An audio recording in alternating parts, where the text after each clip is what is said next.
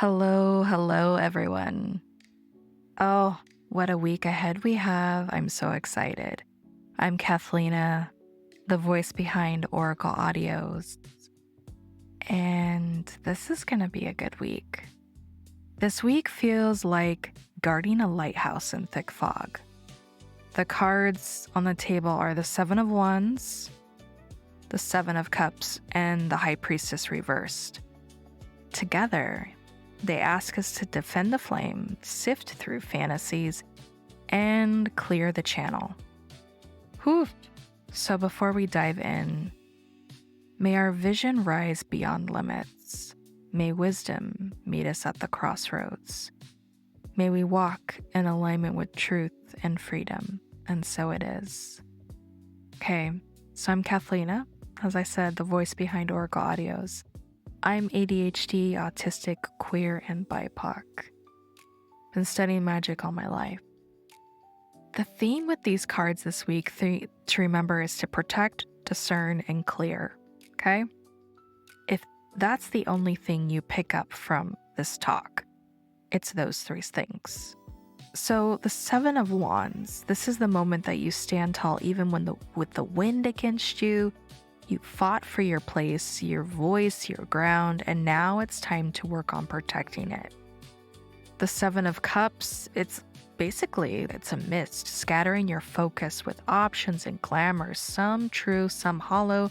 Then the High Priestess reversed is showing what happens when your inner channel is clogged. Okay, so overlay this with the eclipse season that's approaching. And the Pisces lunation energy tempts us into escapism, while Virgo solar medicine is demanding clarity, refinement, and practicality. Together, they are asking us to choose what's real, defend what matters, and to really hunker down and listen to your inner voice. And so because we are going into spooky season, and if you don't know me, I love spooky season. I've added a little haunting kind of playlist that will be listed in the show notes. I digress. Let's get back to about the cards. So like I said, 3 things to remember this week: protect, discern, and clear. All right? 3 anchor words. So with the Seven of Wands, like I said, it's about holding the line. So it's speaking of valor, sustained will. You've already put your fire in to keep things alive. In Kabbalah, this is about Netzach and Absolute, so victory in the world of pure emanation. Think Mars and Leo, courage that burns at the heart center. The entities that can help you with this archetypal energy are Archangel Michael, Haniel, Kamael, Sekhmet, and Belial. These are entities that know how to guard and defend sacred territory, and the key word I get also is sovereignty. And so to ask yourself, where is your yes worth defending, even if it means drawing uncomfortable boundaries? Okay, and asking, why are they uncomfortable? Who is it uncomfortable for? Because sometimes when we are putting in those boundaries, we may feel a little afraid because we're like, you haven't stood up for yourself or met yourself in that spot before where you're like, oh, I need to draw this boundary. And if the discomfort is coming from them, it's because you've allowed them to walk all over you. So transmute that, stand in your power. And also ask yourself, what's one practical move you can make this week that protects your time, money, and energy, and your creativity? Let's keep it real, people. Okay? So holding the ground is just part of the work. Gotta work on the discernment. That's part of it as well. So the Seven of Cups is asking you to sort through illusion and decide what's real. Okay? There are different choices that could come up this week. Glamour or people's projections.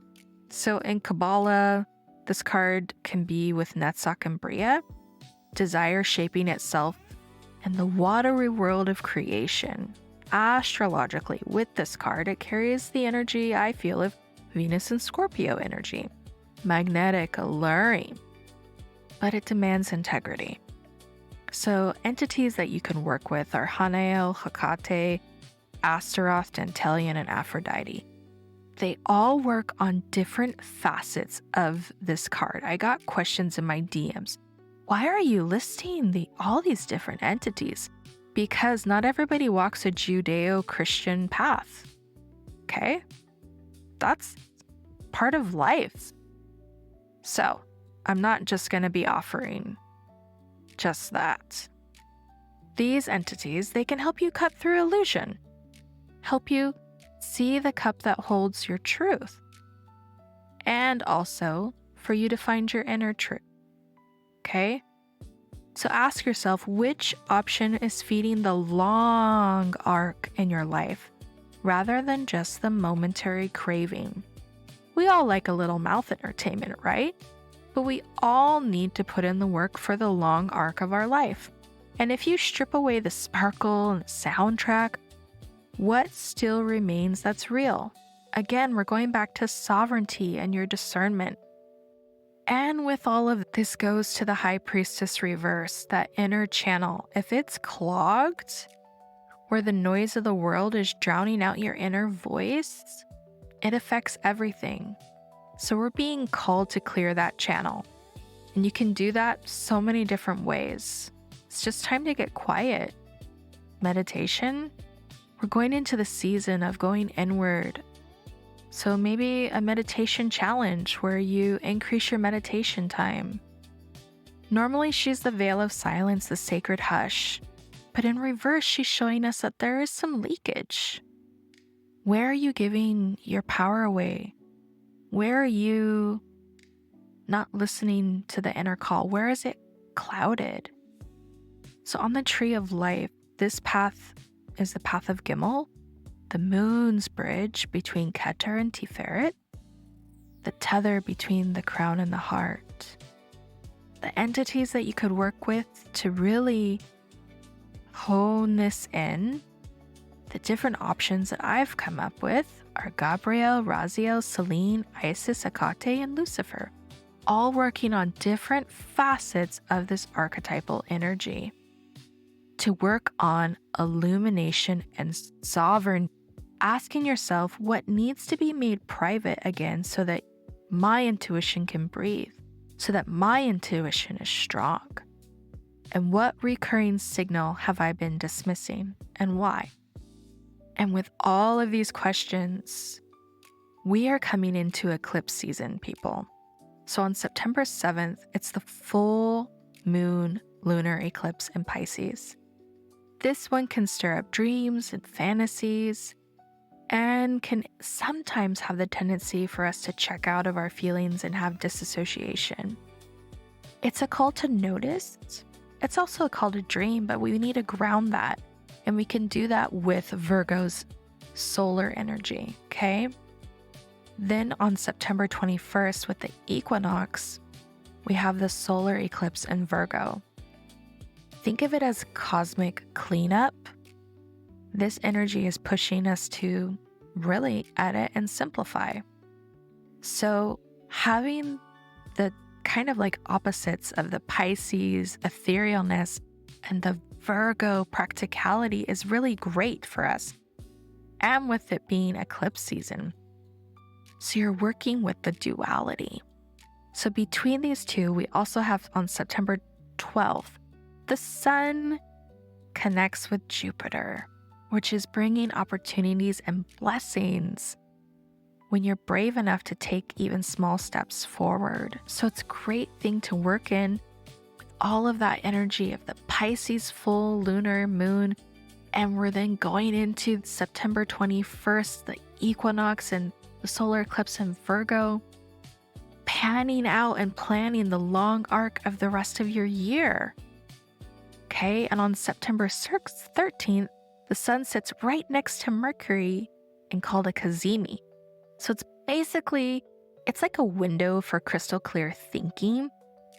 If you haven't worked with the cazimi, this is a great opportunity to do that with everything that's going on, okay? So if you haven't done a lot of ritual work or you're new to it, just lean in, do it. You learn by experience. So this is a perfect time for making decisions, writing, saying something that really matters to yourself or another. And spend time just dropping into the heart. Check in with your inner child. So that on the 22nd, Mars moves into Scorpio. Strategy mode, people. This is about focus, intensity, and playing the long game. So think of things not just planning for into the tail end of this year, because we are coming up on the tail end of this year, but think of like planning into February, really growing. What are your plans for the next 6 months kind of thing? Okay?